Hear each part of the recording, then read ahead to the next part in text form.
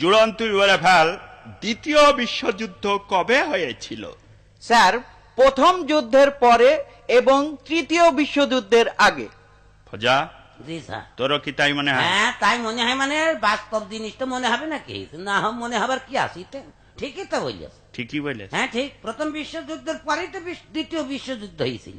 হ্যাঁ আচ্ছা। এবার ভুল আছে নাকি? ঠিক বললিস। আচ্ছা চুপ কর, এটাও পারলি নে।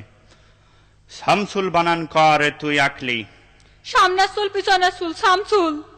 মানে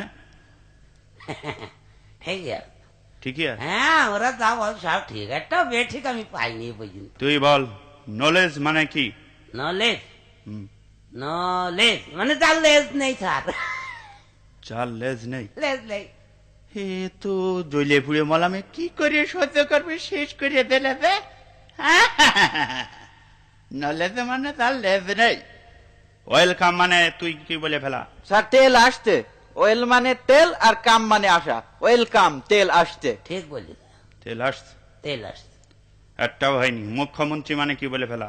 মুখ্যমন্ত্রী, হ্যাঁ, মুখ্যমন্ত্রী মানে যে মন্ত্রী কিছু জানে না, অশিক্ষিত, সেই হচ্ছে মুখ্যমন্ত্রী। মানে মানে আবার কি? আপনি তো সেদিন বললেন যে তোরা পড়াশোনা করিস যে মুখ্যই থাকবে। তাই মুখ্য মানে যদি পড়াশোনা না জানা হয়, অশিক্ষিত হয়, তাহলে মুখ্যমন্ত্রী মানে সে অশিক্ষিত মন্ত্রী না। এই বুঝাস তুমি? হ্যাঁ আচ্ছা।